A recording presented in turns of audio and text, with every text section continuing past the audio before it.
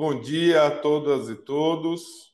Damos início agora ao nosso segundo diálogo Progestão, uma iniciativa do IDESAN, com apoio da CNP Seguradora, projeto Conexão Amazônia. Hoje vamos estar falando sobre gestão da produção florestal e temos convidados especiais, o professor Felipe, do Instituto Federal de Educação, Ciência e Tecnologia do Amazonas, e a professora Marisa, da Inatu Amazônia.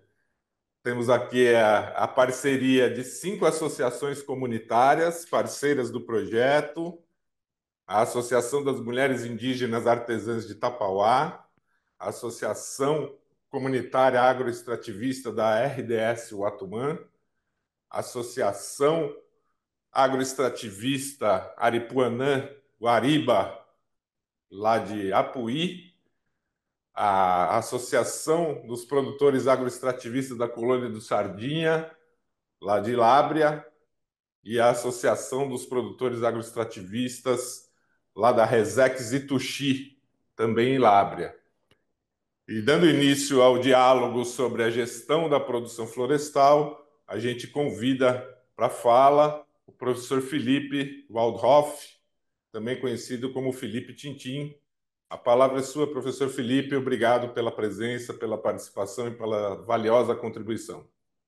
Bom, novamente, né, eu agradeço aí ao convite, tá, para participar nesse segundo diálogo Progestão. O tema nosso hoje é a gestão da produção florestal. Eu sou Felipe, carinhosamente chamado por Tintim, entre muitos meus amigos e pessoas que trabalham comigo em toda essa Amazônia. Eu sou professor no Instituto Federal, como o Flávio apresentou, Campus Manaus, Zona Leste, a antiga Escola Agrotécnica Federal de Manaus. Então, eu queria agradecer ao IDESAN, ao nome do Flávio, pelo convite, e também parabenizar aí as associações que estão participando, né? As PACs e a Padrite de Lábrea, tá? Sejam bem-vindos, sejam bem-vindas aí para participar do Diálogos. A Miata de Tapauá, a Saga Apuí e a Cretsu do Atumã. É uma honra ter vocês aqui participando e um grande desafio também de a gente trazer esses conteúdos e compartilhar um pouco da experiência com vocês que estão à frente desses empreendimentos. Pelo que eu não tenho o conhecimento tão aprofundado de cada uma dessas associações, eu conheço um pouco, principalmente a RDS Guatumã, onde eu estive algumas vezes participando de alguns projetos, e Lábrea eu já conheci também, mas não tive a oportunidade de conhecer o trabalho das associações.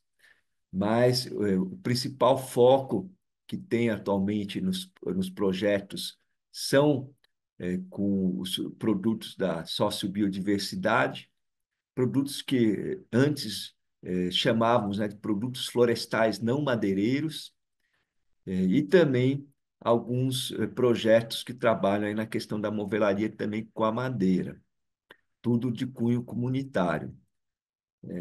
É muito importante ter uma distinção inicial bem clara sobre essa diferença de se trabalhar com os produtos florestais não madeireiros, ou da sociobiodiversidade, com a madeira, porque a madeira em si, ela tem toda uma parte legal de legislação que deve ser seguida e obedecida, que é bem distinta da questão dos produtos florestais não madeireiros. Então, como o maior foco é realmente a produção de óleos, artesanatos, eu vou dar um foco um pouco maior para essa questão dos produtos da sociobiodiversidade. Primeiramente, entendo que a maior parte das pessoas que participam aqui nesse diálogos pró-gestão estão à frente de usinas, fábricas, unidades de beneficiamento da produção. Então, eles têm uma grande responsabilidade no sentido de fazer essas usinas funcionarem, né, e terem uma produção condizente e colocarem essa produção, né, à disposição de um mercado. Então, essas usinas, unidades, né, de produção, elas fazem um link entre a floresta, entre a produção florestal, que é o nosso tema maior hoje, tá? E fazem esse link também com os compradores, com o mercado, né? É, a Marisa, ela também é uma atuante nesse sentido, né, que dá apoio para que essas usinas, essas unidades façam essa intermediação, tá? E é um trabalho bastante desafiador, né? Por quê? Porque o entendimento aí tem sobre essas realidades é muito distinto, tá? São realidades muito diferentes. A cidade com a floresta. Normalmente, o comprador ele não tem um conhecimento do como são os desafios de se produzir na Amazônia. E então as pessoas que estão à frente, os gestores, né, têm além do mais ainda esse desafio de trazer essa realidade da Amazônia para quem são os consumidores, os compradores dos produtos. É o desafio que nós temos, eu entendo assim, hoje em dia, com relação à importância da manutenção da floresta. Então, eu vejo que o papel desses gestores das unidades, das unidades de conservação e das usinas, né, de beneficiamento e os gestores da produção, eles têm um papel muito importante no sentido de fazer a valoração dessa floresta em pé, entender que a floresta ela vai se manter em pé a partir do momento que ela tenha um significado para as pessoas, tanto um significado cultural, mas também um significado em termos de produção econômica na tomada de decisão entre manter uma floresta ou não, o fator econômico ele também pesa. Então é muito importante essa parte da produção e que a sociedade em geral, as pessoas que estão fora desse contexto, né, possam entender que essa floresta ela vai se manter a partir do momento em que ela tem essa importância para as pessoas e que as pessoas consumindo esses produtos, elas podem estar efetivamente colaborando para a manutenção da floresta e para a manutenção das pessoas que vivem a partir dos produtos florestais e da água e, vamos dizer assim, né, da agroecologia onde que estão envolvidos, tá? Então, esse desafio de fazer esse contato entre a produção, que normalmente ela é distante dessas unidades de produção, elas vêm até essa parte de beneficiamento, depois para o mercado, que é um outro desafio colocar isso no mercado, a distância que tem que se percorrer, a forma de comunicação, tem muitos desafios nesse contexto. Mas quando a gente pensa nessa questão, que o mercado normalmente quer, que as pessoas que compram os produtos, eles esperam, né? Esperam que tenha uma regularidade na produção, né? E na entrega desse produto. Esperam que tenha a quantidade necessária para eles, né? Espera que sejam cumpridos os prazos determinados. Espera que se mantenha a qualidade dos produtos. Espera também que se mantenha o preço desses produtos e que esses produtos possam efetivamente também ser rastreados. Isso depende do comprador também tem interesse nesse sentido, mas cada vez é mais valorizado essa rastreabilidade. Então, nós temos alguns pontos assim que são muito importantes que vocês, como gestores das unidades de produção, são demandados. Então, vocês são demandados por essa regularidade. Tem que ter todo ano ou a cada mês, naquela produção que vocês devem entregar para cumprir os seus contratos, tá? E essa frequência com essa determinada quantidade pré-estabelecida, tá? Dentro do prazo necessário, com a qualidade e com preço. Então, vocês que estão demandados nesse sentido, também vão demandar isso das unidades de produção, de quem está produzindo. E aí a gente sabe que tem esse grande desafio na nossa floresta, na nossa Amazônia, no nosso ambiente, né, de se conseguir manter esses ciclos, né, de produção, essa regularidade, essa quantidade, porque nós trabalhamos com elementos da natureza. E muitos desses elementos que nós trabalhamos, eles ainda são, de certa forma, é, imprevisíveis, posso dizer assim, né? Não só pela o quanto vai chover esse ano, quanto não vai chover, como que vai ser o meu acesso a essas áreas de produção. Então, já levando um pouco para essa questão do planejamento da produção florestal, então agora não é mais a unidade de beneficiamento e que vai comercializar, mas a gente vindo agora para os produtores realmente, então é muito importante que as pessoas entendam.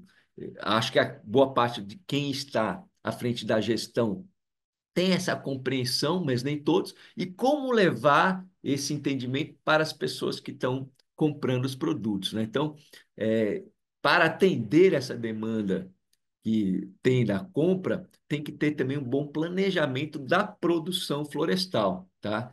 Que seria o manejo florestal comunitário, as boas práticas de produção, depende os termos que podem ser utilizados nesse sentido. Mas o planejamento, a gente fala normalmente um manejo florestal comunitário. Muitas vezes o manejo leva também a questão da ideia da madeira, mas a floresta pode ser manejada para outros fins, né? E aí os produtos não madeireiros, serviços ambientais, enfim, várias coisas que ela pode ser manejada também nesse sentido. E dentro desse conceito do manejo ainda vem as boas práticas que devem ser exercidas. Isso vai muito no sentido aí dos produtos da sociobiodiversidade. E aí, pensando um pouco, trazer alguns elementos dessa questão do planejamento da produção florestal, de uma certa maneira, separamos em três etapas, né? A etapa de pré-coleta dos produtos, né? O pré-colheita, pré-extração, tá? A etapa propriamente dita da coleta, onde vai se coletar, vai se extrair os produtos, e depois a parte de pós-coleta, que muitas vezes pode acontecer em partes na própria floresta, ou próxima à floresta, ou em outras partes ela vai se finalizar realmente nas unidades de beneficiamento, essa que os gestores, né, estão, e as gestoras estão à frente. Então, nós temos essas três principais etapas, né, que vem a pré-colheita, pré-coleta, a coleta em si e a pós-coleta. Vou trazer alguns elementos de cada uma delas para ajudar a gente a entender como fazer um melhor planejamento, tá? A etapa pré-coleta, ela requer, né, inicialmente, é, a participação, organização, fortalecimento do grupo de trabalho. Então, na verdade, como essa unidade de produção, de beneficiamento, que são as unidades onde que os gestores estão, que é o beneficiamento do óleo, da castanha, esse beneficiamento especial que vai colocar no mercado, ela é uma unidade de produção. E a floresta também é uma unidade de produção. Essa unidade de produção, ela tem que ter também essa participação coletiva, também muitas vezes são trabalhos associativos, né? Tem que ter esse processo de organização e de fortalecimento dos grupos de trabalho. Esse é um papel que muitas vezes os gestores podem fazer, ajudar a incentivar, a organizar, a fazer com que as pessoas participem. Esse apoio, muitas vezes, vindo de fora, é muito importante para esses núcleos produtores, tá? Que eles têm um grande desafio, para também atender todas aquelas demandas em termos de produção, prazo, quantidade, tá? Então, sem a participação e sem a organização desse processo, ele não dá certo, tá? Então, essa é uma parte mais social, uma parte humana que tem nesse trabalho, que ela é fundamental. Tem o segundo momento dessa parte pré-coleta, que é o levantamento do potencial e mapeamento ou inventários, tem vários termos que podem ser utilizados. É a gente saber realmente o quanto tem desses produtos, é fazer o inventário deles, é colocar a localização, né? Hoje, muitas vezes, com GPS, você tem a localização das árvores, de cada indivíduo onde está. É importante porque muitas vezes, imagine se de algum momento uma das pessoas envolvidas não pode estar presente. E teve que ir para a cidade, teve que resolver uma outra situação, e aí esse trabalho passa para um outro responsável. E como que ele vai localizar essas árvores na floresta? A gente sabe que é extremamente difícil de se locomover pela floresta, encontrar as árvores específicas, tem que ter um profundo conhecimento sobre isso. E esse levantamento do potencial, mapeamento, os inventários, né? E essa demarcação com GPS, ela é muito importante para ajudar a localização desses indivíduos. E aí vem também a questão da quantificação da produção. Muitas vezes as pessoas que estão na floresta, os extratores, né, os manejadores florestais que a gente fala, eles têm um conhecimento muito bom naquela produção daquela espécie. Mas esse tem que ser firmado num papel, tem que ter uma estimativa dessa produção que possa basear depois a unidade de beneficiamento e a comercialização. E a gente sabe que isso é bastante desafiador, porque espécies como copaíba, como breu, que são algumas que vocês trabalham, ou a própria castanha, elas têm muita flutuação na produção, tá? É, né, a Copaíba prevê a produção de quantos litros de óleo de copaíba vai sair de uma árvore, é um exercício muito desafiador. Existem poucos conhecimentos técnicos científicos, esse conhecimento está dentro do conhecimento popular, mas tem mesmo assim uma margem de erro muito grande. Mesma questão com breu, ou, por exemplo, com a produção de castanha da Amazônia, que também tem flutuações de anos de muita produção, anos de pouca produção. Então, nós trabalhamos com um ambiente que ele nos traz muitos desafios para essa questão dessa comercialização. Então, esse levantamento, o potencial, os inventários, tudo mais, eles vão nos ajudar a prever e diminuir um pouco essa questão desses erros que podem acontecer nessas estimativas. E depois, ainda nessa parte de pré-coleta, tem a questão do licenciamento, principalmente para a questão da madeira. Então, se você fosse falar em produtos florestais não madeireiros, não há necessidade, hoje em dia, de se licenciar isso. Isso é muito importante que se mantenha dessa forma, porque o licenciamento ambiental, ele dificulta em muito, né, esses processos, né? Então, por isso, hoje, a madeira ela é tida assim como um dos grandes desafios para a produção comunitária, para a produção de pequenos extratores, que na maior parte das vezes ficam fora desses processos, e por isso a maior parte hoje da madeira que abastece as nossas cidades e principalmente aí os municípios aí no interior são oriundas do desmatamento ou de uma extração tirada de forma clandestina, vamos dizer assim, tá? Então, essa parte da pré-coleta. A segunda etapa seria a parte da coleta, né? Então, vou trazer alguns pontos também. Um deles, por exemplo, está relacionado à questão de indivíduos não manejados, né? Ou períodos em que não se coleta. É aquele período que se precisa descansar. A produção, pensando na sustentabilidade da produção, ela precisa ter o seu ciclo de regeneração. seja você tirar uma guia de uma palmeira para fazer um artesanato, e ali essa palmeira precisa produzir as guias de novo, isso tem um período para que ela possa fazer isso, para que não danifique a árvore.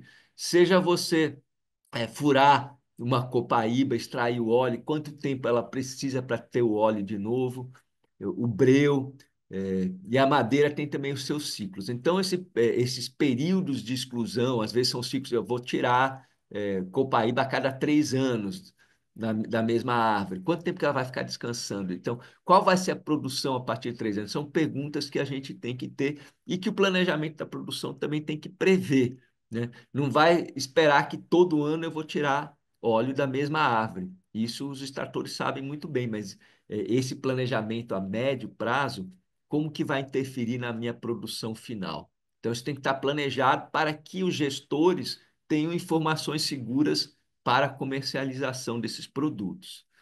Tá? Então, esse é um dos pontos importantes, a gente prever, organizar e garantir que você tenha os ciclos produtivos mantidos, tá?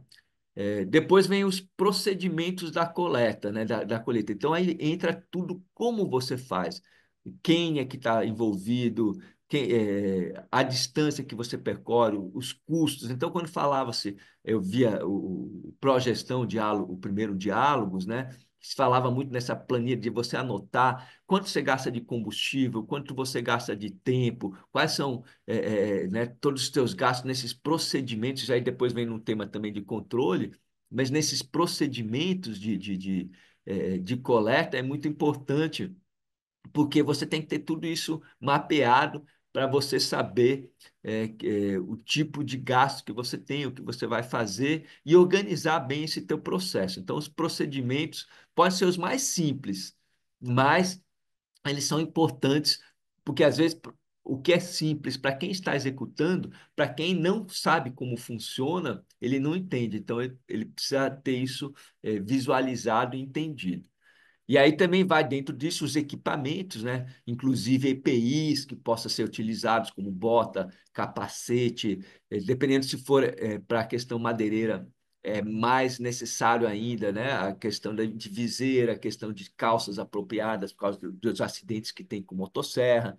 Então, tem vários equipamentos de coleta, são os que tem que ter, e tem os também que são os de proteção individual, que é muito importante que se mantenha para diminuir as possibilidades de acidentes. Então, quais são esses equipamentos? Isso aqui tem que estar tudo organizado, porque isso aí tem um custo também. Você adquirir esses equipamentos, ele tem um gasto, tem uma vida útil. Então, essa parte também tem que estar organizada. E aí vem as estimativas da produção. Não é igual aquela estimativa do inventário. No inventário, por exemplo, se a pessoa chega numa castanheira, ele olha, esse ano a produção vai ser boa. Aí ele sabe que vai ser boa a produção. Depois que ele faz a coleta, ele tem uma estimativa muito mais precisa. Ainda não é uma quantidade certa, mas ele já sabe que quantos ouriços, quantos, entendeu? E depois tem logo ainda depois a parte do beneficiamento, onde ele vai, lógico, chegar no valor exato. Mas a partir de então, nessa coleta, ele já sabe o quanto que ele coletou de breu, de castanha, quanto que ele extraiu de óleo. Ele não tem o rendimento final, mas ele já tem uma boa expectativa. E aí, com tudo isso, vem os controles. Tem que ter, né, aquelas fichinhas de anotação, tem que estar observando, tem que estar anotando, porque esse processo de anotação, que é muito trabalhoso e nem todo mundo tem afinidade em fazer, mas tem muitos jovens, tem muitas pessoas assim que hoje estão se formando, se capacitando para fazer esse tipo de coisa, e isso tem que ter o apoio para que possa acontecer, para organizar esses sistemas de produção de uma forma melhor, tá? E uma terceira etapa que seria muitas vezes nem sempre produzida, feitas na floresta ou por esses grupos da produção, às vezes já vai para as unidades de beneficiamento, mas muitas vezes também são feitas na própria floresta. Por exemplo, a castanha, o ouriço, às vezes é cortado lá na hora, o óleo é extraído, mas pode ser, por exemplo, que nem madeira, que você já tem um pré-processamento, o pré-beneficiamento dessa madeira na própria floresta. Você tira tábuas, pranchões, enfim, você vai tirar já algum produto já mais acabado. Depois você tem o transporte, né? O transporte é um grande desafio que a gente sabe, tanto para ir para a produção quanto para tirar os produtos. Então, a gente sabe as cheias, as vazantes, tem que estar tudo na época certa. Às vezes adianta um pouco, a seca, às vezes a chuva também adianta, então você tem um acesso mais rápido, mas a gente depende dos ciclos da natureza. Tem lugares que são inacessíveis quando está seco e tem outros que quando está úmido, por exemplo, você entrar com transporte de madeira, você não consegue tirar madeira porque choveu. Então tem todos esses desafios com o transporte, essa parte da logística da produção, tá? E aí também tem o armazenamento.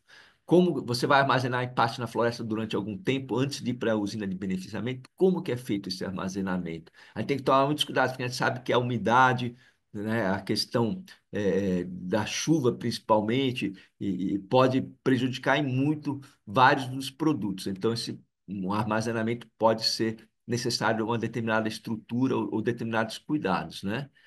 E depois o monitoramento do manejo de seus impactos, quer dizer, como que foi os impactos causados? Está tudo dentro do previsto, tá? Então, lógico que qualquer ação humana dentro da floresta gera um impacto, pode ser maior ou menor. A extração de madeira é maior se uma extração de óleo, tá? Mas a extração de óleo também tem. Será que a árvore ficou ferida? Eu fechei bem a árvore, o furo da extração do óleo?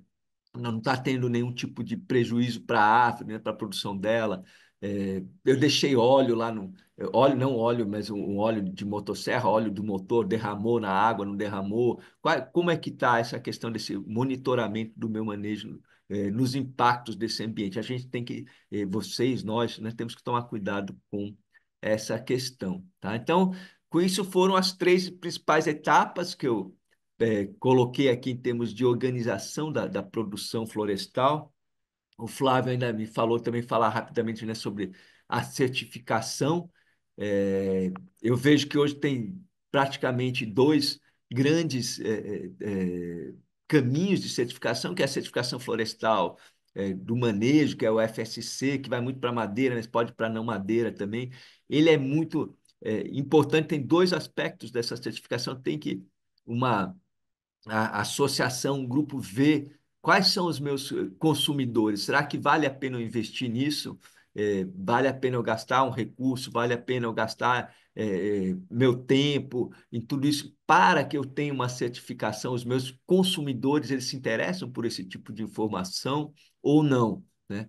Esse é um ponto. E outro ponto é que a certificação em si também ela ajuda muito na organização desses processos. Então, independente de você ter um consumidor que vá olhar para essa certificação, a certificação ela gera um protocolo de procedimentos que é muito importante e ajuda muito também na organização, na sistematização de tudo isso, ajuda as pessoas a compreenderem aquele seu universo de trabalho. Então, se tiver condições de fazer uma certificação, é interessante, né? Certificação florestal, mas tem que realmente pensar se vale a pena, muitas vezes, por causa do mercado. Muitas vezes o mercado não vai pagar um diferencial como se espera, né? E aí também vem a produção orgânica, né? Muito do que se produz na Amazônia, na floresta, tem esse caráter orgânico, porque não são colocados produtos é, químicos, e, enfim, outros adubos defensivos que são utilizados na nossa floresta é praticamente natural. Então, nós temos uma produção orgânica muito bem estabelecida, mas isso tem que acontecer também dentro da unidade de beneficiamento. Não pode ter vestígios, né, de produtos inorgânicos dentro dessa produção. Também tem que sempre se avaliar se tem um mercado interessado nessa questão de pagar um diferencial pela existência desses certificados, desses selos, que são, no final, muito interessantes, porque quem está consumindo, ele acaba, se eu, por exemplo, estou na cidade aqui, vou lá, pego a produção de uma castanha orgânica, de um óleo orgânico, etc. Tal. Pô, eu já sei que aquele produto também não vai ter algum efeito de algum produto que esteja junto que possa ser prejudicial à minha saúde ou ao meio ambiente, tá? Então, com isso, eu encerro um pouco aqui essa minha a fala. Eu agradeço ao Idesan, ao Flávio, a todos que estão participando na nosso diálogo e fico à disposição aí para qualquer pergunta e esclarecimento. Obrigado. Obrigado, professor Felipe. Excelente apresentação. Tocou em vários pontos importantes para as associações participantes do projeto Conexão Amazônia. A gente tem se deparado aí com questões no campo relacionadas ao controle da produção. Esse é um aspecto extremamente importante. O mapeamento, o inventário.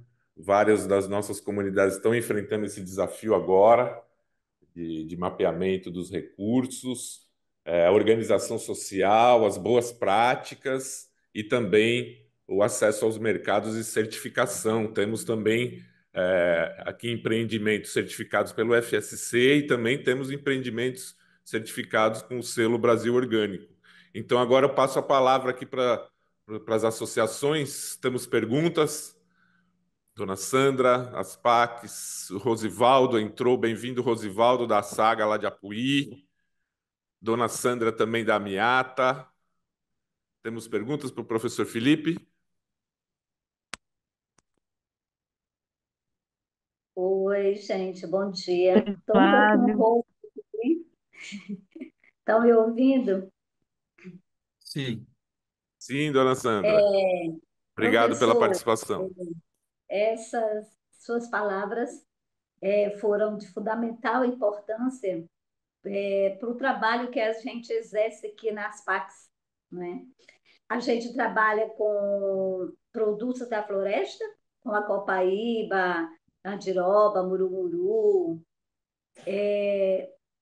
e outros produtos também. Agora nós temos um projeto da fibra do ouriço da castanha, temos também um projeto já da bioembalagens.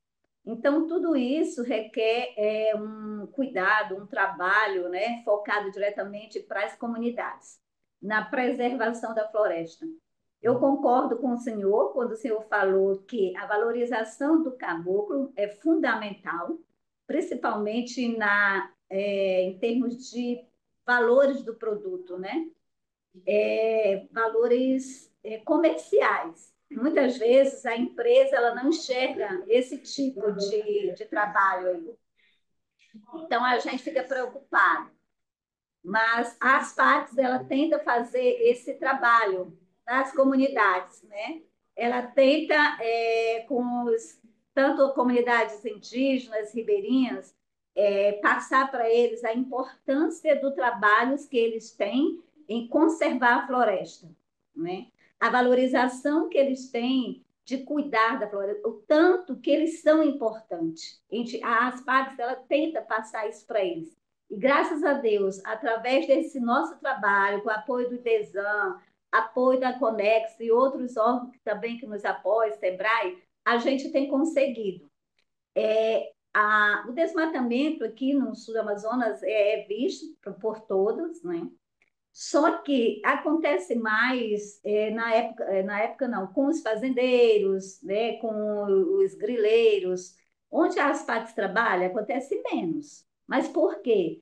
Porque nós, Resex, né, nós trabalhamos diretamente na Resex, mas a gente tem uma influência muito importante nesse trabalho, né, nessa freagem aí de não desmatar. Então, a sua fala é fundamental. Os produtos têm que ser valorizados, os orgânicos, selos. Então, quero agradecer a sua fala, porque contribuiu muito, né, com o trabalho das PACs. Obrigado aí, professor. Obrigado, dona Sandra. Mais alguma pergunta aqui para passar para o Felipe já? Registramos aqui a presença da diretora-presidente da Padrit, Lauline Flores. Mais pergunta, professor Felipe? Um comentário, professor Felipe, sobre a fala da dona Sandra? Não, obrigado, né, pela consideração aí, Sandra, aí as Pacs, né, de Lábrea.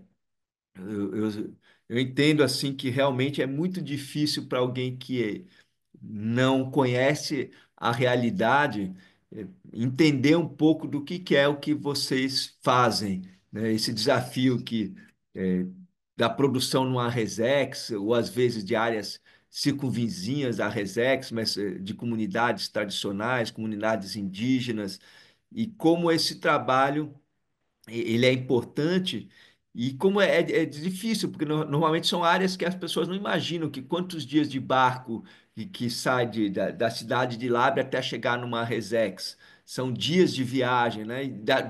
Para chegar nessas comunidades, até chegar às áreas de produção, né? Ainda das comunidades para as áreas de produção, normalmente são mais 1 ou 2 dias de viagem ou mais tempo ainda. E como que tudo isso tem que ser organizado, processado? Então, isso não está dentro do imaginário da maior parte das pessoas ao redor do mundo, ou mesmo das cidades como Manaus ou Brasil.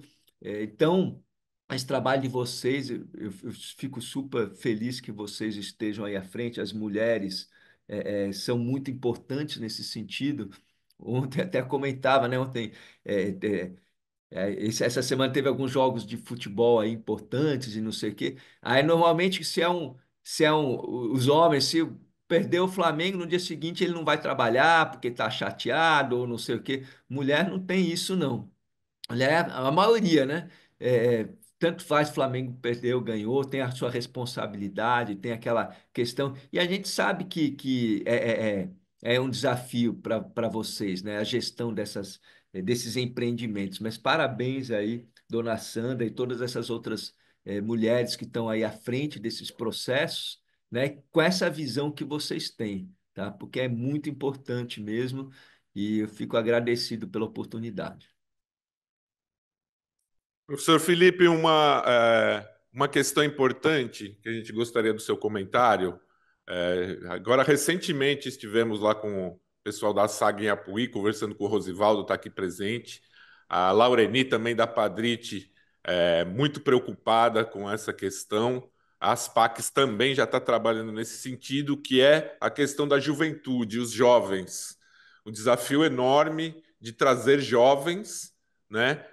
Mantê-los na floresta, envolvidos com os prendimentos, com o trabalho no campo, na floresta, e também na gestão das associações, se envolverem na gestão da associação, das usinas de beneficiamento, no manejo madeireiro. É um desafio enorme. A gente sabe que você foi uma das pessoas que ajudou a organizar e coordenou o curso técnico florestal do IFAM. Muitos jovens vêm do interior, né? E ficam, às vezes voltam. Temos ex-alunos seus aqui na equipe do IDESAN também, né? Pupilos e orientados, o próprio Marcos Biasati, a Flávia, que está aqui presente também participando, né? E os jovens, né, que às vezes saem para estudar, voltam, não voltam, se profissionalizam, têm trabalhos, voltam, têm esse desafio de voltar para a sua própria comunidade. Como é que o que você consegue falar para nós sobre esse envolvimento da juventude da floresta para dar continuidade nesses trabalhos de gestão e manejo florestal? Bom, obrigado aí pela consideração nessa questão de formação. Até quando eu ia começar aqui a falar sobre a questão do planejamento, eu pensei numa situação que é como falar sobre o planejamento da produção, né? Minha maior experiência de planejamento é de aula, né? Eu sou professor aí há praticamente mais de 25 anos que eu estou lá no Instituto, comecei o curso técnico florestal. E aí, por exemplo, né, o pessoal que está todo aí, né, cada aula em termos de planejamento, né, cada aula que eu vou lecionar, eu tenho planejado como que é aquela aula. Então, para a produção florestal, a mesma coisa. O que eu preciso para aquela aula? Qual é o meu objetivo naquele dia, naquela aula? É tal produção, é isso e aquilo, né? Então, essa é a questão depois que eu fiz a aula, eu avalio, será que eu consegui aquilo que eu queria nessa aula ou não? Né? Onde que foi boa, onde que não foi? E a aula está dentro de uma disciplina, e a disciplina tem outros objetivos maiores. E a disciplina está dentro de um curso, né? Então, tem o que tem objetivos maiores ainda. Então, é esse planejamento que a gente tem que fazer, em termos educacionais, é o mesmo que tem aí para a produção. Só dar um parênteses, não respondendo a tua pergunta ainda não, Flávio. Mas a questão dos jovens, a oportunidade, eu acho que a oportunidade é uma questão fundamental.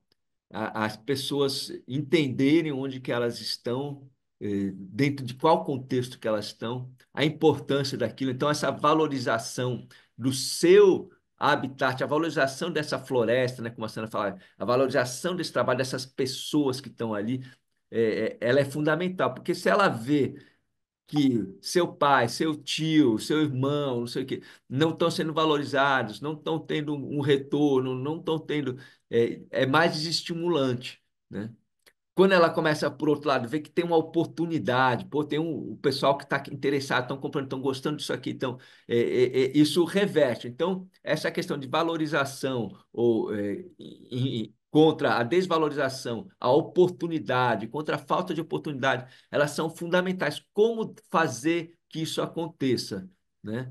É, e eu acredito que assim a formação de jovens ela é fundamental no sentido de eles verem um pouco o mundo aqui fora, entenderem esse universo aqui fora e para poder também valorizar o que eles têm dentro de si, o conhecimento que eles têm. Então é muito importante como que a gente promover esse que o conhecimento tradicional se mantenha entre as famílias, entre os pais, que o jovem aprenda ainda com seu pai, com a sua mãe, a geografia da sua região, os rios, a navegar por esses rios, a floresta, os produtos da floresta. Então, essa manutenção desse conhecimento ela é fundamental e que vai fazer a grande diferença, entender que isso é a grande diferença, porque a matemática, a língua portuguesa, tudo mais, isso ele vai aprender na escola. Mas aprender sobre a floresta, aprender sobre os produtos da floresta, ninguém na cidade consegue aprender, né? Não vai ter, porque lógico que algum outro que vai estudar, vai aprofundar um pouco, vai aprender um pouco, mas não que nem ele, que nem essas pessoas que estão lá. Então, é um desafio tremendo, Flávio. Acho que essa questão, né, de envolvimento dos jovens, tem vários projetos ali que procuram, né, trabalhar em cima disso. Eu acho que as organizações, né, eu vejo o próprio Desan, né, com vários programas, né, e projetos que tentam trabalhar esse empreendedorismo do jovem, inovação, tecnologia, levando coisas que façam ele interagir com esse universo. É, mas tem que ter programas também mais específicos. Hoje, nosso instituto ele tem cursos, mas esses cursos desviaram um pouco assim desse contato. Tem que ser investido muito assim em educação e formação para que as pessoas captem tudo isso que a Sandra, que o pessoal da a Padrit, todas essas associações que essas pessoas têm, já têm um pouco mais de experiência, têm, para que esses jovens captem isso, internalizem, eles têm que estar rodando, conhecendo essa Amazônia, conhecendo esses projetos que estão indo bem e conseguir fazer isso também dentro da sua realidade. Mas não tem solução mágica para isso, não. Tem que ser investido realmente, né, na formação, uma formação mais continuada, assim, de 1 ano, 2 anos, e a formação é eterna, né? Você sabe muito bem disso, né? Todos e todas pela educação, professor Felipe. Obrigado pela participação. O professor Felipe fica mais um pouquinho com a gente, né? Fico, com certeza. Eu vou Legal. assistir e aprender um pouco com a Marisa ainda, que também vai falar, que eu estou muito curioso para ver o que, o que elas têm para falar, o que elas têm feito, né? E a oportunidade de estar com todos e todas vocês aí ainda. Oi, Obrigado mais uma pessoal. vez, professor Felipe. Obrigado. Vou fechar aqui então meu áudio, mas vou estar aqui. Então Oi, chamamos agora a nossa super convidada de honra, Marisa Taniguchi. Ela está à frente da Inatu Amazônia, mas continua ainda prestando serviços para o IDESAN.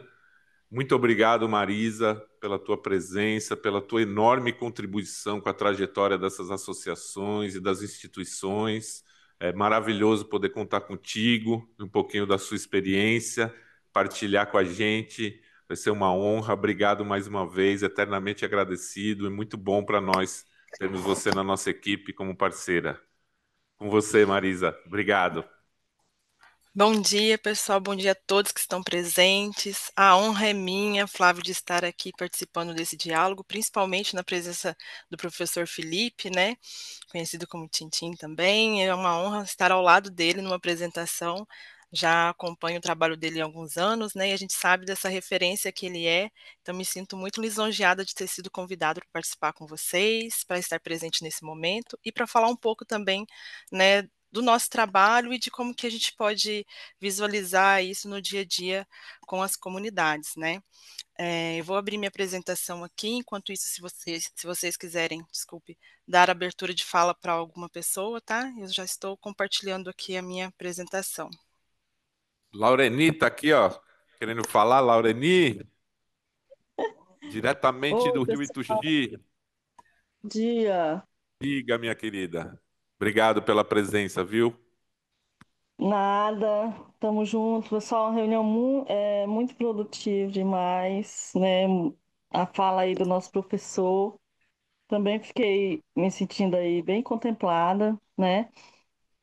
E ao mesmo tempo, eu pensando aqui nos desafios que a gente enfrenta, né, para tirar o produto da floresta e ele ter uma valorização por parte, né, do governo. E a valorização, ela é uma situação muito complexa, né? Porque quando ele sai da comunidade logo, ele sai com um valor bem abaixo, né? E quando ele chega lá no final, né, ele chega bem mais alto. E o nosso trabalho ele é muito árduo, é um trabalho muito tenso, muito sofrido. E às vezes a gente fica ali se perguntando, poxa, são tantos desafios.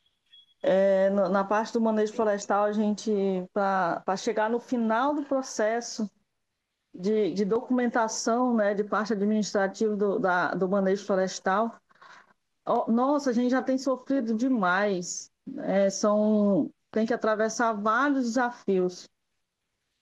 E, e isso às vezes acaba deixando a gente bem desmotivado, né? Porque é muito trabalho. E quando chega na hora daquela compensação, ela é bem menor, né? Eu agradeço muito assim, o IDESAN, né, pelo fortalecimento. Eu lembro que no final de 2018 para 2019, o IDESAN entrou no processo de fortalecimento da Padrit, da Resex Tuxi, e a gente deu uma evoluída muito grande. A gente começou a se animar de novo, né? Tava tudo se acabando. E aí a gente começou a retomar tudo de novo. Foi uma reestruturação. Hoje a gente está com projetos da Inatur, né, da Copaíba, que também tem trazido um grande avanço aí para os moradores da Resex, assim, todo mundo muito animado, né?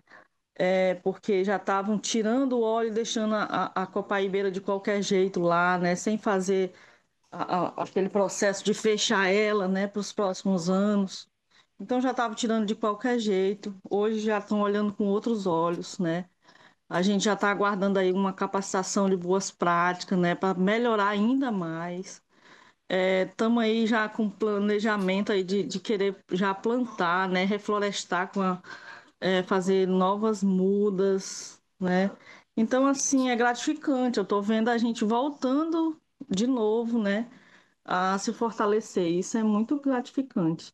E aí entrou também a companheira Marisa aí, que é uma guerreira demais, Flávia, esse pessoal aí, os Ames, o Edervan, né? São pessoas que dizem assim, não deixa a gente a peteca cair, né? Porque é muito difícil, nosso desafio é muito grande. Nossa unidade tem um grande potencial, mas ao mesmo tempo tem um grande desafio. Nossa logística é muito difícil, mas quem está na floresta somos nós, né? Nós estamos defendendo ali o território, estamos dizendo que a floresta em pé é melhor, que traz um ar melhor para nós, mas que assim, eu acho que o governo ele precisa olhar para nós com outros olhos, né?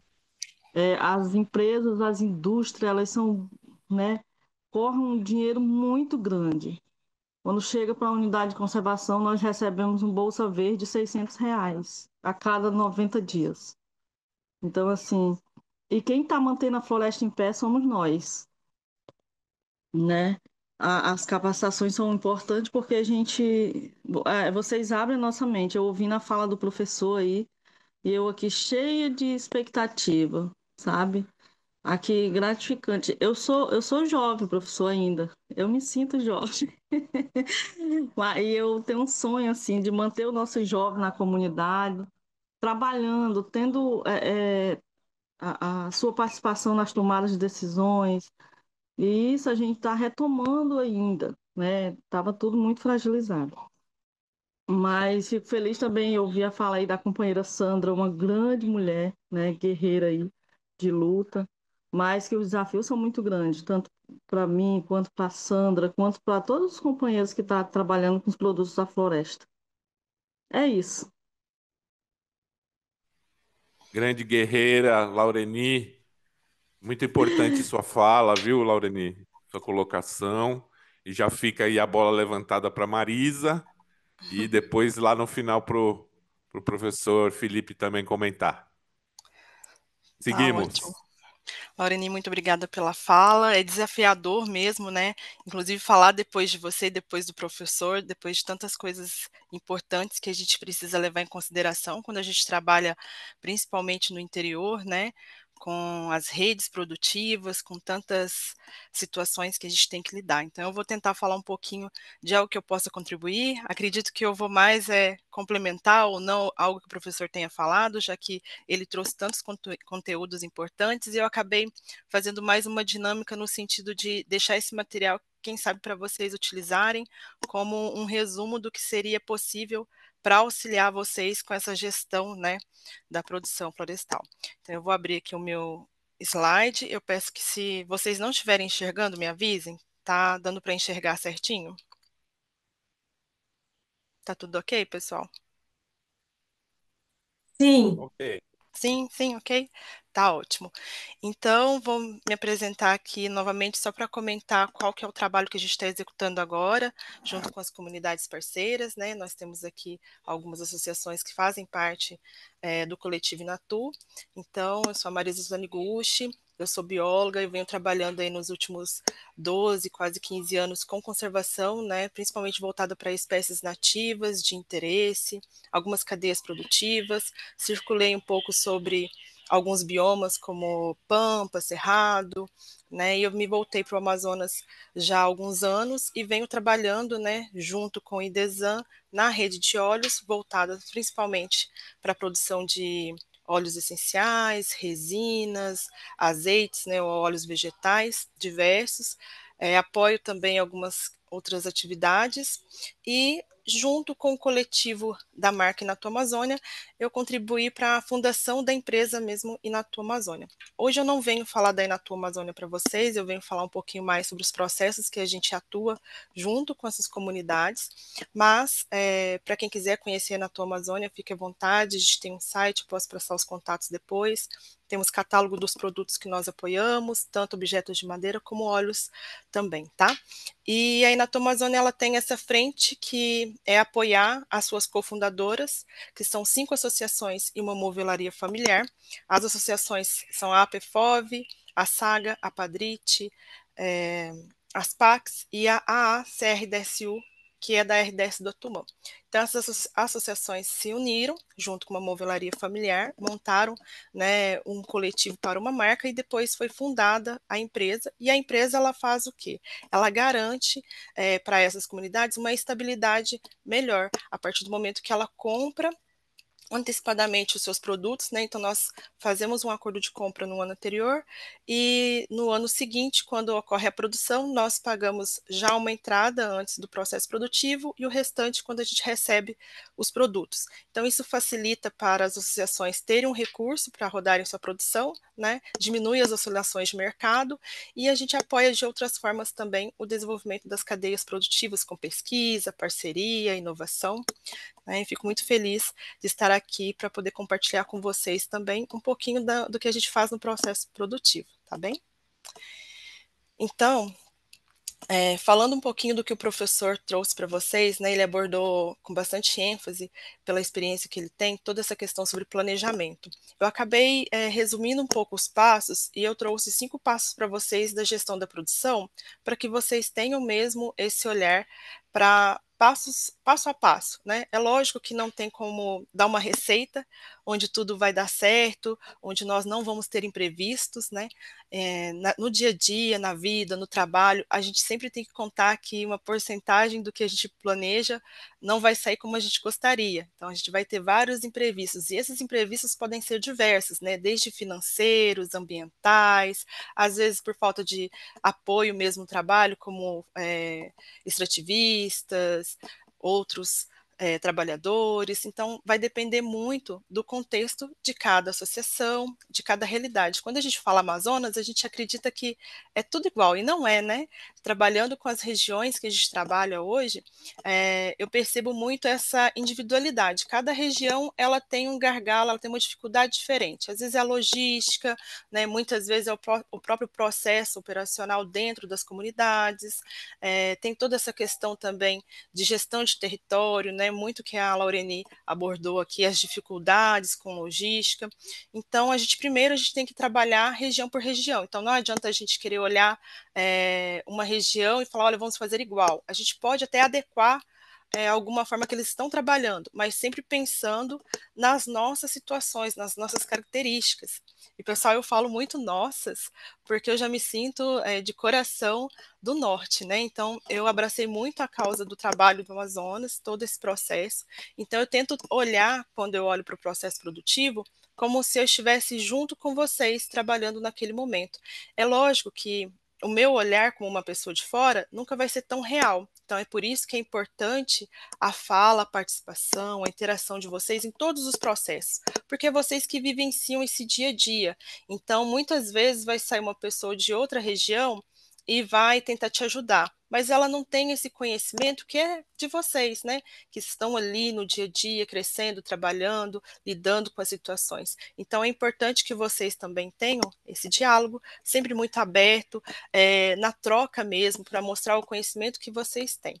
Então, eu vou seguir ponto a ponto para não ficar pulando passos, tá bom? Então, eu coloquei aqui que o planejamento sustentável da produção.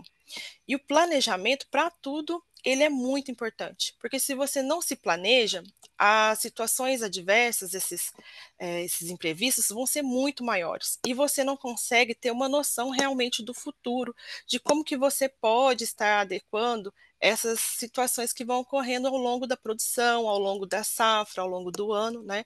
E quando eu falo planejamento sustentável da produção, é porque a gente tem que pegar aqueles pontos que o professor falou, os inventários, os mapeamentos. Então, 3 partes importantes desse planejamento para que ele seja sustentável é levantar essas informações, é levantamento e mapeamento dos recursos disponíveis. Porque quando a gente não pensa dessa forma, a gente acaba começando, por exemplo, a desenvolver uma cadeia produtiva, de repente do açaí, do buriti, sem ter o reconhecimento de como que essa espécie, essa planta, ela está ali, né? De repente você pensa, vou coletar o açaí, mas você não tem uma noção de quantos são os locais que têm açaí, quais são os extrativistas, quantos são, quem vão ser esses extrativistas, como que isso vai acontecer. Então, a primeira coisa que a gente tenta fazer é esse levantamento e mapeamento. É muito difícil realmente a gente encontrar 100% das comunidades com esse levantamento, seja por inventário ou mapeamento da própria comunidade realizado, porque é um trabalho bem demorado e a gente sabe que é trabalhoso, né? Mas ele é muito importante para que vocês consigam manter uma produção sustentável. Quando você não tem esse olhar de cuidado para com as populações das espécies que vocês estão trabalhando, vocês podem, de repente, estar fazendo um extrativismo predatório. Então, para que isso não ocorra, você tem que ter um planejamento, você tem que levar em conta a sazonalidade e a regeneração natural das espécies, que é onde a própria Laureni comentou agora, olha, o pessoal estava tirando copaíba e não fazia a vedação do furo, né, que eles retiravam a copaíba ali, a resina. E isso pode prejudicar aquela planta e ela pode chegar a morrer, porque ela pode perder a viabilidade dela ficando doente, porque aquele espaço aberto, pode entrar algum tipo de bactéria, algum micro-organismo e causar uma doença nela, e aí daqui 1 ano, 2 anos, quando você voltar lá, ela pode estar perdida, né? Você pode ter perdido aquela copaibeira. Então, essa observação de como que essas espécies regeneram, por exemplo, a copaíba, ela precisa de 2 anos até 3 anos, às vezes, para se recuperar, para que você possa retirar a copaíba de novo. O breu também é a mesma coisa, ele precisa de 1 a 2 anos para recuperar, para que você possa tirar a resina novamente. Então, você ter esse cuidado de observação com a cadeia produtiva que você trabalha, se for farinha, se for madeira, se for sementes, né? E definição de volumes sustentáveis. Essa é a parte que eu acredito que para as comunidades é bem difícil da gente encontrar algumas das associações que fazem esse processo de definir um volume, quanto que a gente pode coletar, porque é muito difícil. É o dado que o professor falou, a gente não consegue visualizar quanto que a gente vai coletar de novo no ano seguinte, qual que vai ser a produção.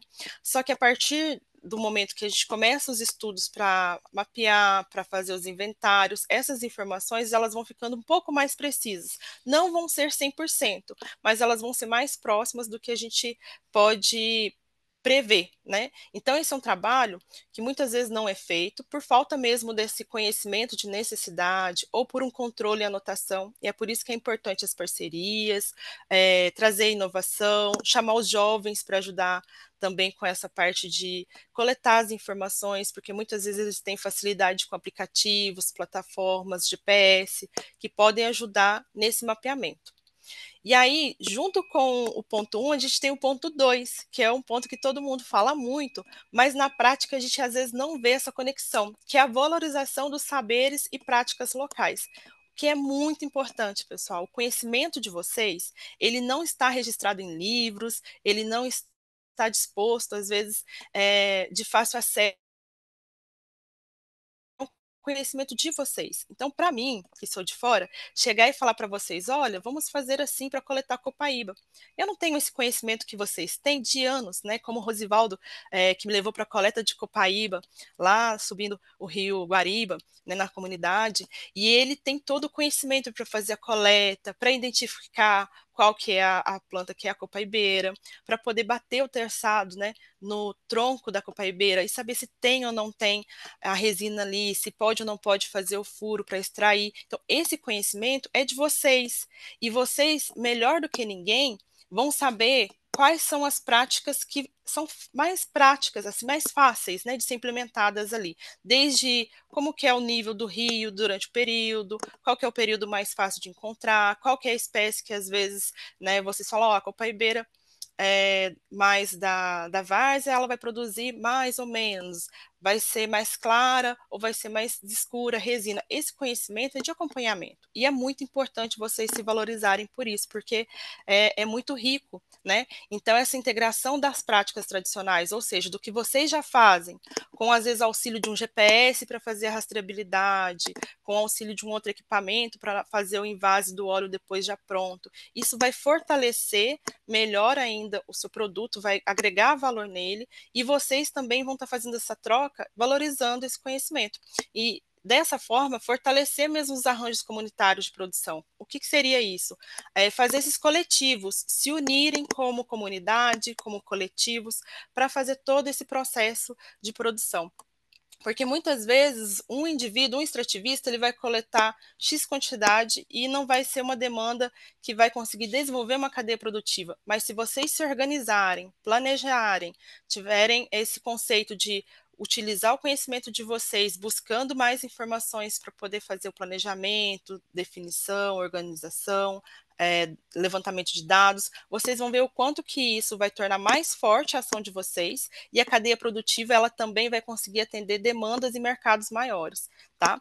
E aí quando a gente tem essa união, né, do planejamento sustentável de produção, da valorização do trabalho de vocês, dos seus saberes, a gente pode pensar em estruturar a cadeia de valor. E aí essa estruturação, ela realmente é a parte mais difícil e a mais cara e onerosa, porque às vezes a gente vai precisar de implementar um local específico para beneficiar esses óleos, ou sementes, ou a própria madeira, que é o caso de muitas associações que já estão trabalhando com manejo. Você tem que pensar nessa organização da logística para a coleta, como o professor também mencionou, onde vai ser beneficiado, como vai ser armazenado e como vai ser a escoação da produção.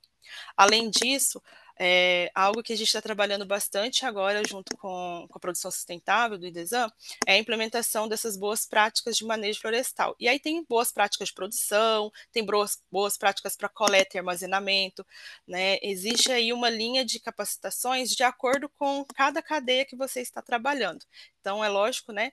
Todas elas precisam de atenção e a gente tem que organizar sempre anualmente para que vocês estejam se atualizando, né? Então, hoje a gente traz um professor, às vezes no outro momento a gente vai trazer um outro especialista, para que vocês estejam recebendo trocas e conhecimentos diversos e assim possam construir, né, essas boas práticas cada vez melhor. E isso agrega muito valor, é onde não só Laureni, como outras pessoas já comentaram comigo, que é essa falta de agregar o valor no produto. E a gente consegue fazer um diferencial no produto de vocês quando a gente tem toda essa estruturação da cadeia bem organizada, com planejamento, com dados, com respeito aos seus saberes, porque a gente vai poder comunicar isso. E aí você vai falar, mas Marisa, né, como que está essa parte comercial, essa comercialização, para agregar esse valor? Então, a gente tem que pensar como. Vocês, além de extrativistas, de comunitários, vocês também são responsáveis pelo processo produtivo, por toda a entrega que vocês fazem. Então, o produto, o insumo de vocês, eles têm que trazer também essa fala, né? Refletir todo esse trabalho que vocês fazem, que é muito árduo, e a gente sabe, né, quem corre pelo Amazonas e trabalha junto com as cadeias produtivas, sabe como que é o processo é cansativo, é difícil, demorado muitas vezes, né? Então, para que vocês tenham maior valor nesse produto, vocês têm que pensar que a comercialização e o mercado tem que ser justo. E para isso, a gente tem que aproveitar várias estratégias. Eu não vou poder ficar mensurando todas com vocês hoje, né? Eu estou tentando resumir aqui. Mas uma das estratégias é exatamente garantir que o produto de vocês tem rastreabilidade. O que é rastreabilidade? Reconhecimento, desde o início lá da cadeia, desde o primeiro extrativista que coletou até, né, ali na associação que fez o beneficiamento, qual foi o funcionário que foi ali, fez o invase, que fez a limpeza, que fez a filtragem, de repente foi um buriti, teve que fazer o processo de prensagem a frio, se foi um breu, às vezes fez uma destilação. Então, todo esse processo ele tem que ser rastreável, ele tem que estar bem documentado, bem registrado. Então, a estratégia de agregar valor é mostrar como que vocês têm essa consciência ambiental, que garante que o processo é feito de forma justa, é feito respeitando a floresta, é feito dentro, né, das boas práticas de produção, que vocês estão também tendo esse cuidado com o meio ambiente, com a floresta, com as espécies que vocês estão trabalhando. E aí sim vocês fazerem uma negociação justa. Olha, a gente tem um produto que é de qualidade, ele realmente tem rastreabilidade, ele é das comunidades, a gente utiliza os nossos conhecimentos, os nossos saberes, junto com a inovação dos parceiros, junto com práticas consideradas corretas, e nós trazemos para vocês aqui um produto que vocês têm essa qualidade. Então, vocês vão negociar um comércio mais justo, valores que realmente sejam justos para toda a comunidade e para que na hora de chegar para vocês, né, voltar esse retorno financeiro para vocês, vocês consigam se manter dentro da floresta fazendo esse processo produtivo, porque é difícil e ele precisa ser reconhecido. Né? E principalmente contar com apoios, parcerias, porque sozinhos é mais difícil. Quando a gente está junto, né, quando a gente tem um coletivo, a gente consegue ir muito mais longe. Pelo menos sempre que a gente trabalha nesse coletivo de uma forma de auxiliar e na troca, né, tem que ser no ganha-ganha, todos os lados ganham. Então a gente garante aí que o produto tem um valor agregado. Para garantir também esse valor agregado, a gente tem que lembrar que a gente tem que fazer os cadastros, seja o CAR, seja os licenciamentos, as regularizações das atividades, né? Muitas vezes o beneficiamento ele tem que ser feito com licenças, dependendo da espécie, também tem que tirar documentação para poder permitir a utilização, né, do insumo, como o caso do pau-rosa. A gente tem aí vários documentos, e aí essa parte burocrática ela é muito demorada, mas a gente consegue apoio, né, com as instituições parceiras para desenvolver esses processos, mesmo sendo um pouco demorado, a gente consegue essas liberações. Então, sempre correr mesmo em cima ali, bater em cima do que é preciso para que vocês estejam legalizados, licenciados, cadastrados, porque isso agrega valor no produto de vocês. As certificações ajudam muito. E o quinto, mas não menos importante, o monitoramento e avaliação e adaptação. Por quê, pessoal? A gente acha que produziu, acabou, a gente não precisa mais cuidar daquilo, mas na verdade a gente tem que continuar com sequência nas atividades que a gente faz, monitorando, avaliando e adaptando, porque vai ter os imprevistos, às vezes você vai fazer um processo, não vai dar certo, às vezes você vai tentar tirar algum documento, também não vai ser possível, então você tem que avaliar o que está acontecendo e adaptar. E aí a gente pede muitas vezes, né, quando vamos comprar um produto, quando vamos desenvolver uma cadeia, quais que são os indicadores que a gente vai avaliar durante aquele desenvolvimento de produto, de cadeia, de processo, né? Como que vai ser essa avaliação e como que vai ser a utilização de inovações nas práticas de manejo. Aí pode ser de manejo, de coleta, né, de beneficiamento, de pesca. Sempre a gente já tem que elencar o que a gente quer avaliar e como que a gente vai acompanhar isso durante, né, no início, durante e pós finalização das cadeias produtivas. O que é indicador socioambiental? A gente pode ter indicadores aí da conservação da floresta, de quantos hectares vocês estão apoiando com esse processo, né? Olha, a gente está fazendo extrativismo aqui de Copaíba, mas nós fazemos várias etapas, várias atividades que garantem que a floresta está sendo conservada, que a gente cuida das copaíbas, a gente faz as boas práticas, né? E aí tem indicadores sociais, que quantas pessoas estão envolvidas, tem indicadores socioeconômicos, né? Então vocês podem ter aí quanto está sendo pago por cada quilo de produto, quantos quilos de copaíba estão saindo, quantas mulheres e jovens participam. E aí são informações que parecem ser muita coisa, mas cada informação dessa tem uma importância, principalmente para as instituições como as associações e cooperativas, que recebem investimento externo. Quando vocês têm esse cuidado, esse controle dos dados e das informações, isso facilita muito a aprovação de projeto, de investimento, né? Então, ano passado a gente teve aí a expectativa de alguns projetos sendo aprovados, eu sei que algumas instituições aqui aprovaram, que eu acompanhei, e a gente sabe o tanto que é pedido mesmo essas informações, né, de todos os extrativistas, manejadores que estão participando, então sempre atentar para essa situação. E aí, num resumo, né, de palavras-chave para a gestão, do que a gente realmente está trabalhando, a gente precisa ter planejamento, projeção, organização, conhecer bem os custos, que foi comentado pelo professor, e aí esses custos, muitas vezes, nós não levamos em consideração coisas pequenas como alimentação, combustível, né, e a gente tem que levar até o galão que a gente compra para poder colocar o óleo, ou de repente um trado, um terçado, porque sem isso a gente não faz uma precificação correta, né, e muitas vezes a gente acaba saindo perdendo nas negociações e manter essa rastreabilidade.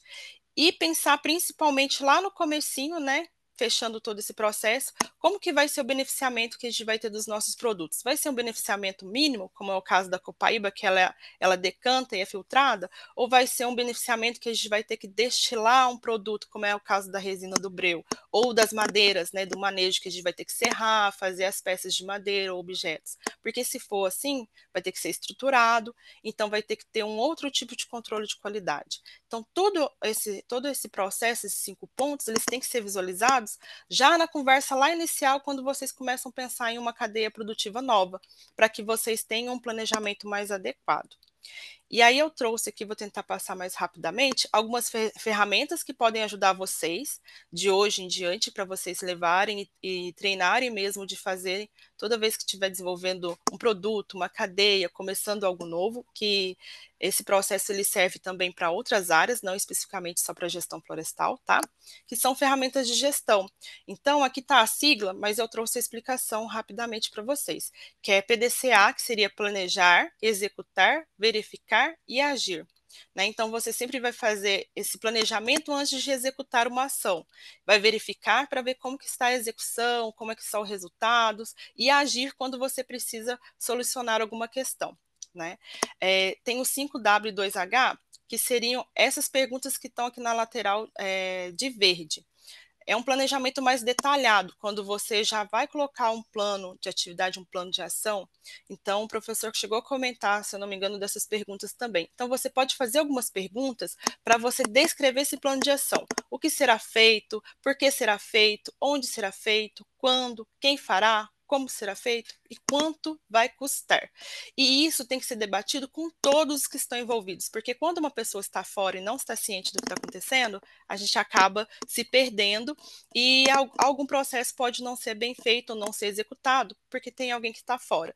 Então, toda vez que for iniciar um planejamento, chamar os manejadores, os extrativistas, a equipe que vai trabalhar junto e discutir para saber se todos tiraram essas dúvidas, porque a pessoa tem que entender o que vai ser feito para ela fazer, né, e executar. E o índice de sustentabilidade, que é também algo interessante para a gente trabalhar, como checklist e análise de SWOT. Marisa, o que é esse tanto de coisa? Checklist é uma lista prática que você vai falar. Fiz, não fiz. Por exemplo, tenho que mandar mensagem para todos os extrativistas buscarem os EPIs que eles vão utilizar. Aí está no checklist, fiz, não fiz. Então, o checklist é uma lista que você vai fazer um controle rápido para ser feito. Essa SWOT também é chamada de FOFA, é uma análise, um diagnóstico estratégico, que ele vai apresentar quais que são as suas forças, fraquezas, fortaleza, então, e ameaças também. Você vai conseguir descobrir qual que é o ponto fraco e o ponto forte do trabalho de vocês, da equipe, do processo produtivo ou da cadeia. Então, a gente pode depois trocar mais figurinhas e eu mando material para vocês. Dentro desse contexto aqui de ferramentas, tem na prática como tudo se conecta aqui, é uma tabelinha simples, mostrando em que etapa que você vai utilizar, né, diagnóstico, planejamento, execução e avaliação. E tem a aplicação de cada ferramenta, né, então a SWOT mais o índice de sustentabilidade para identificar pontos fortes e gargalos. O PDCA e o 5W2H, organizar produção por cadeia. Checklist e custo de produção, acompanhar a execução e custos reais. E a avaliação é para você ter uma noção de monitorar mesmo, se você tem autossuficiência, se o resultado econômico foi suficiente. O que é monitorar a viabilidade de planejar replantio? O replantio poderia ser no sentido de plantio de árvore, se você está trabalhando com sistema agroflorestal ou com manejo, mas pode ser em outro sentido também para regeneração de área. Mas monitorar principalmente seu custo e se a sua produção, depois a sua comercialização, está pagando todo o processo, né? Você tem que ter autossuficiência, porque as associações, as cooperativas, elas têm que ter autonomia produtiva.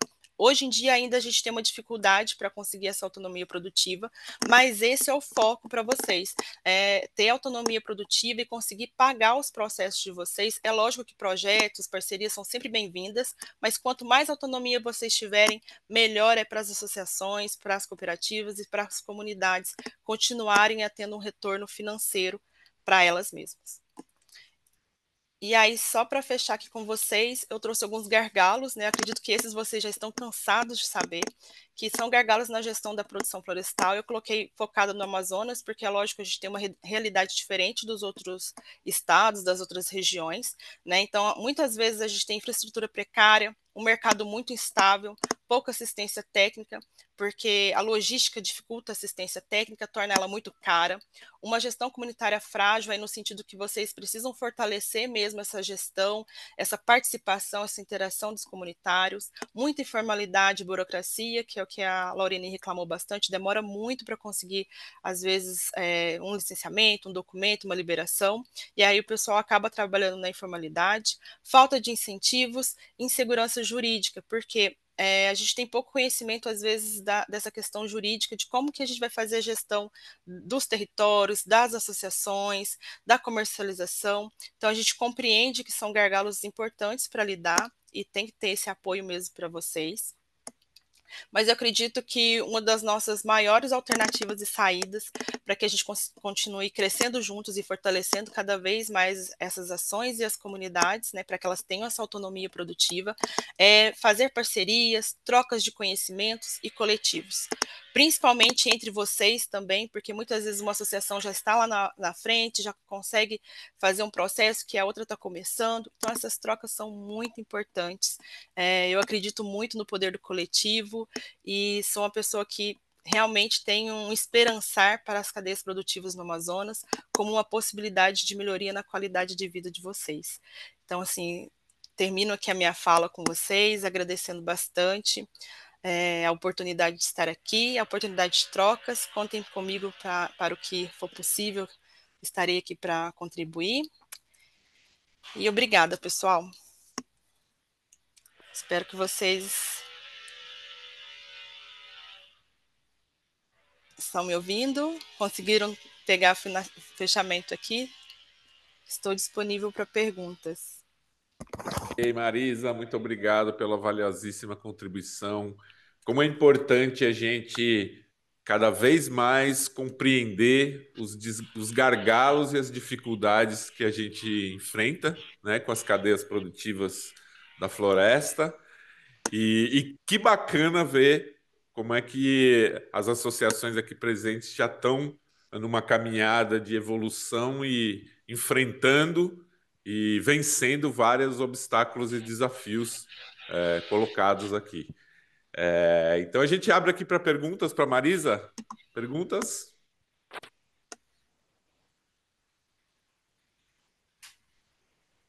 A Padrite, a Miata, as Pax.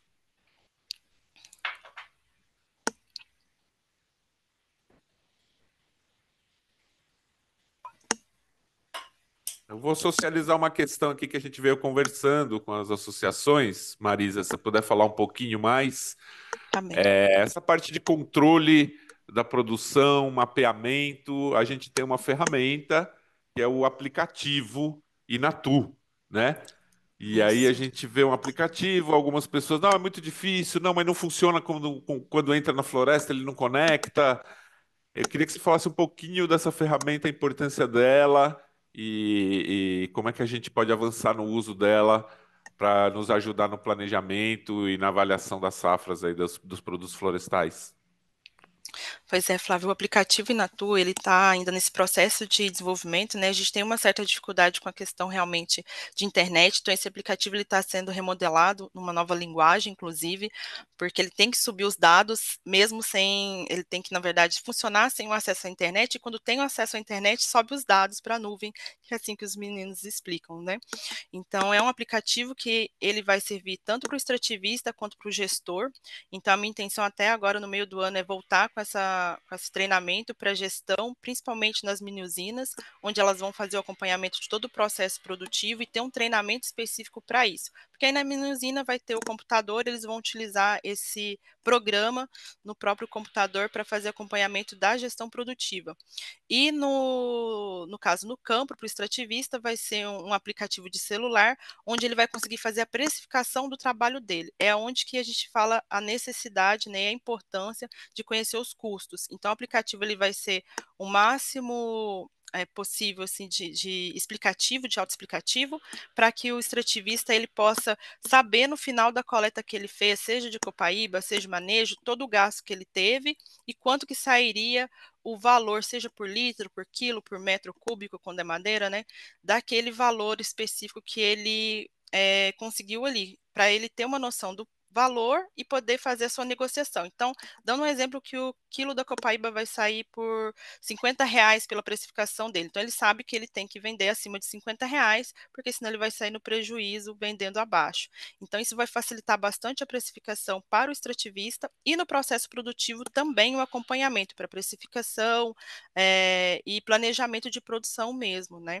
Então, eu espero que o aplicativo ele esteja rodando melhor até aí o meio do ano, a gente já fazendo esse acompanhamento para ir capacitando, né? A gente sabe que no campo é um pouco mais difícil pela questão do celular, mas na gestão produtiva a gente já teve o apoio para instrumentos, né? Computador, então a gente acredita que vai facilitar esse processo e é uma inovação e a gente agradece bastante a oportunidade de estar implementando isso com o apoio do IDESAN, né? Acredito que vai facilitar muito os processos produtivos para as associações. Legal, super importante ferramenta de controle de custos. É fundamental para uma precificação e uma repartição justa dos benefícios. Com certeza. Perguntas? Estamos chegando no final aqui do nosso tempo. Oi, Não, a gente Flávio. encaminha. Dona Sandra, por favor. Perguntas, no momento não tenho, né? Quero parabenizar a Marisa pelo retorno, né? A Inatu, ao IDESAN. É uma pessoa que de garra, uma pessoa sempre otimista e que nos faz assim não desistir, entendeu? É uma pessoa que sempre está, gente, nós vamos, vai dar certo, nós vamos fazer e sempre com pensamento positivo. Esses gargalos que a Marisa falou, realmente a gente enfrenta, não é fácil no dia a dia, né? Nas comunidades. Eu acho que falta um pouco, esse ano a gente vai tentar ter uma nova gestão com o poder municipal, o prefeito, os secretários, porque na gestão anterior nós não tínhamos esse apoio, né? Nós não tínhamos esse apoio que nós mesmos corríamos ir atrás e eles não davam muita importância. Parece-me que a nova gestão ela está melhor. Então, isso aí vai nos ajudar muito a continuar nosso trabalho nas comunidades, né? Porque não é fácil, a Marisa conhece um pouco isso aí. E quanto ao mercado, como a Marisa falou também, o nosso produto tem que estar com rastreabilidade, tem que estar livre de insetos e tudo isso. Então, Marisa, a sua fala foi focada realmente naquilo que nós estávamos pensando. Seja bem-vinda e obrigada aí, gente. Eu que agradeço, dona Sandra. Bom, gente, a gente tem uma pergunta aqui no chat que é do Rosivaldo, lá do Ituxi. Ele quer saber se a Inatu só recebe produtos das associações ou também recebe de produtores autônomos. Marisa, você pode responder essa para gente? Posso sim. Rosivaldo, obrigada pela pergunta. Atualmente, a gente segue um contrato, um estatuto social com as associações cofundadoras, e a gente só pode comprar especificamente delas. E quando a gente passa, vamos dar um exemplo, a associação da dona Sandra consegue fornecer 1 tonelada de copaíba, não consegue fornecer mais. E aí, se eu compro 1 tonelada dela e preciso de maior quantidade, eu posso comprar de outras instituições, mas a gente dá preferência para comprar das associações por causa dos registros, licenças, e aí a gente faz todo um acompanhamento seguindo algumas normas e éticas mesmo de conduta, né, para garantir que o processo é sustentável. Então, se você for associado em alguma associação, a gente consegue, quando necessário, fazer essa compra, tá? Mas a preferência são das cofundadoras, porque foi quem abraçou a causa do projeto, né? Então, a gente compra delas primeiro. Obrigado, Marisa. Imagina. Uma última pergunta aqui para o professor Felipe. Professor Felipe, a gente sabe que o manejo madeireiro, como comentado aqui, ele tem toda uma legislação e licenciamentos específicos. A pergunta é, no caso dos não madeireiros, do breu, da copaíba, né, e também do pessoal da Miatas, que trabalha com palhas, com sementes, no caso dos não madeireiros, é necessário um plano de manejo ou algum tipo de cadastro em órgão e ministério, ou não? Ou fica dispensado? Bom, boa pergunta aí, viu, Flávio? Bom, primeiramente, né, com relação à questão da madeira, antes de ir para o não madeireiro, até a Laureni falou um pouco, né, sobre essa questão que eles estão aí com esse desafio também da movelaria e trabalhando aí com produtos madeireiros, e desse tempo que leva, né? É realmente é muito burocrático, muito difícil de superar todas as etapas do licenciamento ambiental por questões tanto documentais, que muitas vezes as documentações fundiárias, documentações assim, que comprovam a posse de terra e são muito difíceis de serem adquiridas e depois de serem aceitas também pelos órgãos. E depois tem toda a parte a técnica também, né? Mas acho que a técnica não é tão difícil, é uma questão, às vezes, tem apoio técnico, é uma coisa mais superável. Essa questão realmente, os documentos fundiários são muito difíceis, e depois as próprias distâncias dos órgãos ambientais, né? Então, o IPAM, como órgão maior aí do estado do Amazonas, responsável pelo licenciamento ambiental, ele, eu não sei se em Labra ele tem um escritório, mas ele tem pouquíssimos escritórios, acho que no interior, E então, eles fazerem vistorias, irem a campo, analisar, são todos processos bastante demorados e caros. E aí, nesse contexto, então, a madeira ela é obrigatória, realmente tem todos esses processos por quais tem que passar, inclusive o plano de manejo, quem faz o manejo e depois quem compra a madeira. Então, ainda tem toda essa questão de o comprador também, né, principalmente se for um CNPJ, ter seus cadastros tudo certinho. Então, você não pode simplesmente você ser um manejador, fazer tudo bem feito. Não, a pessoa que vai comprar a tua madeira também você tem que se responsabilizar por ela. E aí, com relação à questão não madeireira, é, a- eu precisava dar uma olhada, que existe indicativas para se fazer um cadastro a nível, principalmente do estado, de alguns produtos, não de todos, né? Então, você fazer algum cadastro seria de produção junto ao órgão ambiental, não é uma licença que você precisa, né? Eles sugerem algumas questões em relação a você fazer o cadastro daquela sua produção, uma forma, uma coisa bem informal. Mas não existe nada que obrigue realmente você ter um plano de manejo. Por outro lado, o plano de manejo ele é super importante por tudo aí, né, que a Marisa acabou de colocar, né, e que a gente vem colocando, é você ter esse plano de manejo não somente para a questão do licenciamento, que pode alguma hora vir a ser necessário, mas são os próprios compradores e a própria organização comunitária, para ela organizar o seu projeto. Então, o plano de manejo vai ajudar a colocar tudo isso, contextualizar. Então, é muito indicado que as associações, os produtores, né, que tenham um plano de manejo, mesmo que não precise para o licenciamento da atividade. Até onde eu sei, nunca foi exigido algum plano de manejo para produto florestal não madeireiro, tá? Ai, às vezes solicita, me desculpa, eu vou até entrar aqui, dependendo o licenciamento, o DOF, enfim, de acordo com o produto, que é o caso do pau-rosa, né? Por ser uma espécie ameaçada de extinção, ela é não madeireira no caso da destilação do óleo, mas ela precisa de licenciamento para processo produtivo. Então, pode utilizar X toneladas, X quilos por ano, de acordo com a liberação, né? Mas aí vai depender muito do que é, como é, e não é exatamente, às vezes, um plano de manejo, mas um processo de licenciamento com registro e rastreabilidade correta para a identificação do material utilizado, né? Aí, no caso, o Paulo Rosa, por ser uma espécie ameaçada. Sim, Ok, E também bacana. por ser também era, né, principalmente a extração da árvore toda, né? isso, isso. Atualmente ela já tem, né, o manejo das folhas, né? Quer dizer, tem outras formas de produção, mas é, é, boa lembrança aí, Marisa, com relação ao pau rosa, né? E também tem a próprio licenciamento das unidades de beneficiamento, que é uma outra coisa à parte, que eu não sei Uhum. exatamente, né? Mas o manejo de campo realmente normalmente não precisa, salvo algumas situações específicas aí, né? Agora, entre as unidades de beneficiamento, aí até a Marisa sabe melhor do que eu como que Sim. funciona, né?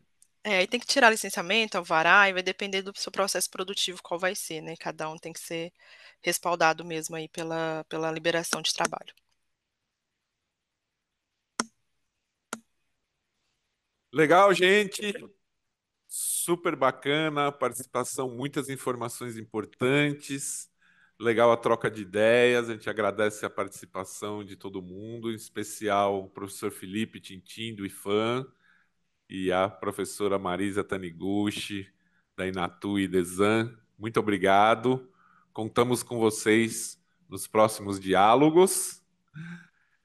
Aproveito para convidá-los para o terceiro diálogo Progestão, que será realizado no dia 26 de abril, a última sexta-feira do mês de abril, dia 25, perdão, dia 25 de abril, a última sexta-feira, teremos o terceiro diálogo, e ele vai ter o tema gestão financeira das organizações comunitárias agroextrativistas. Então não percam, participem, a gente vai estar divulgando aí nos nossos grupos. Mais uma vez, obrigado pela participação de todas as associações que fazem parte do projeto Conexão Amazônia, apoiado, financiado pela CNP Seguradora e executado pelo IDESAN.